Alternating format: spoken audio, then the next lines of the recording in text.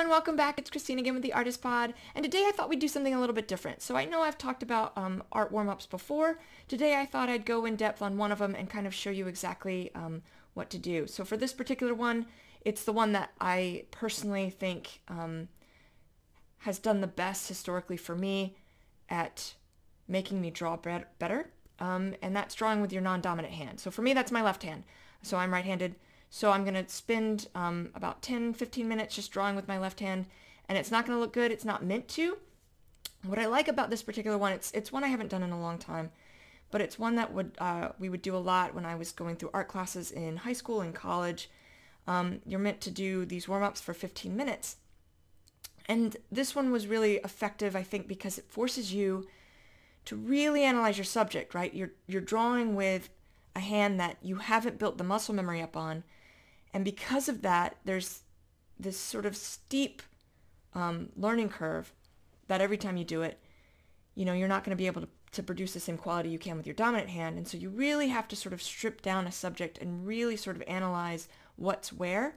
And so when you flip back to your dominant hand, you're already, it sort of cues your mind into observing that object better. And so you can draw it a bit better. It was very interesting to me. It was something that I always appreciated, in that when I flipped to my other hand, it just seemed like I was better at drawing for the day, like when we did those warm-ups. So definitely is a good technique, and let's get arting. All right, so here is what I'm going to draw, which is this butterfly that I took a photo of a few months ago. And I'm switching to my left hand, so I'm not using my right here. I'm using my non-dominant hand, which is my left hand for me.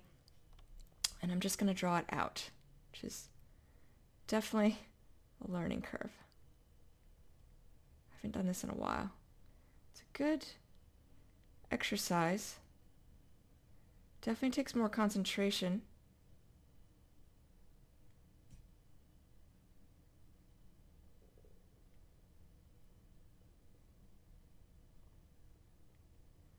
And I'm going to leave all of the strokes in place, right? So I'm not going to erase anything out, even if it's an errant kind of stroke, because I want to be able to sort of analyze how all of it went. And it's not really meant to be a finished product, so it is definitely harder to do, though. What I really like about it, though, is I have to really analyze my subject.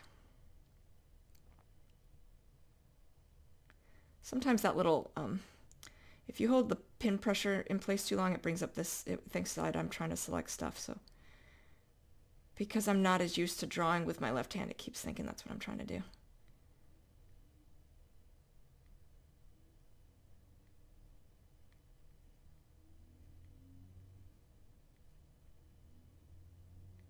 It's also, I'm not used to holding my arm up, so I have my keyboard in front of my tablet, and with my right hand I'm used to doing that, but I'm not used to doing that with my left.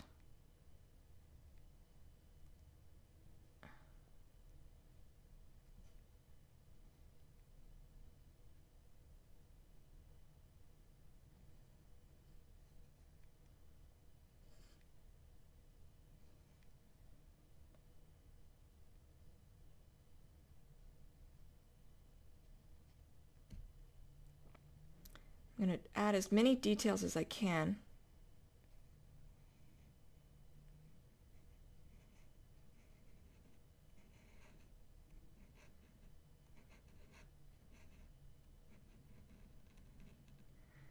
The little nib tip on my tablet's also wearing out, so that's also causing some trouble here.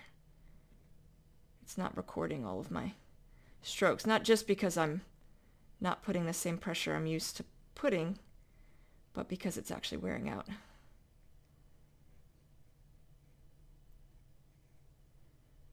And so yeah, this is forcing me to reanalyze how I draw.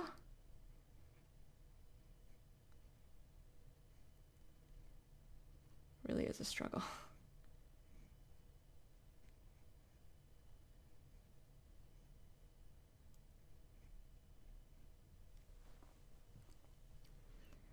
Like I said, I'm going to get as many details as I can. So all these little markings on the wing. That wasn't pretty.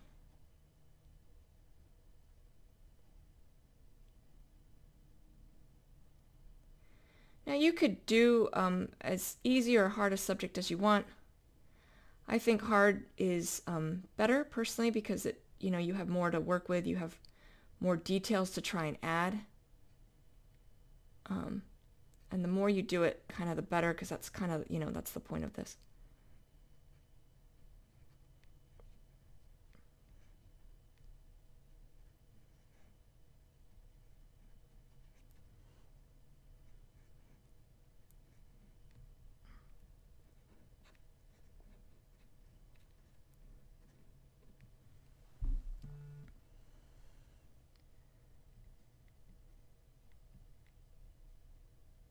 And yeah, you just, draw it out.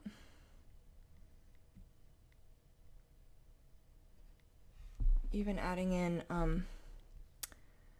some of that textured effect as much as I can on his abdomen. Not very well though. And one wing is definitively longer than the other.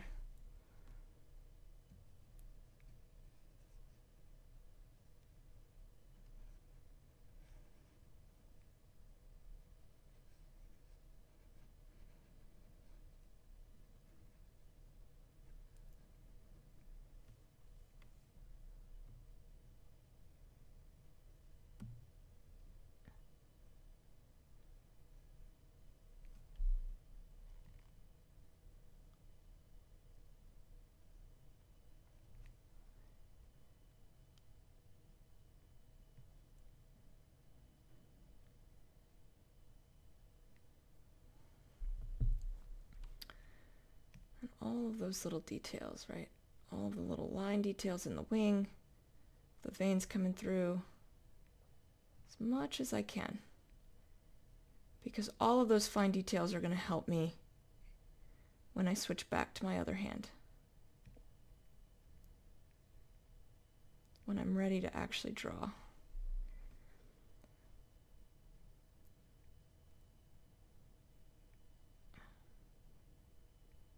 Really hard to get the lines to go the direction I'm used to.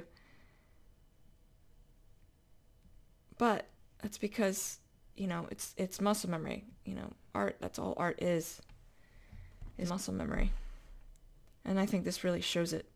I've developed the muscle memory in my right hand, but I have not for my left. Kind of looks cool though. I'm gonna intentionally change this. Not that you'll be able to see it because I'm not going to erase, but that's probably comparison to where the other wing is. This is where this one should end. We still have more of those obvious veins running through.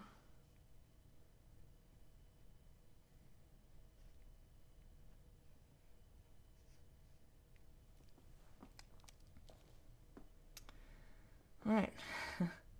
So you can see it's not meant to look good. I am going to stop it there, but it can really help. And, it can create interesting effects. I mean, I think it looks interesting. It's not something that I would do. But I like the way it changes how you have to analyze what you're doing. You have to be so much more intentional about your line direction, about the shape of the object, about all of these little things. And I think it really, really helps. So, there we go. All right, so that is how you do one of the art warm-up techniques of drawing with your non-dominant hand. I think it's particularly useful. Now, all of the different techniques you can mix and match. You typically do them for 15 minutes until you start drawing. If you choose to do just one technique, I'd recommend doing this one. This one by far I think has always been the most noticeable to me as far as what it's done for my drawing when I've switched back to my dominant hand. But all three are useful, and you can certainly mix and match all three together. So in the coming videos, we'll be talking about those and going more in depth into how to do those as well. So in the floating nether next to me, I have other videos of art tutorials I have done, and I will see you all soon. Thank you so much. Take care.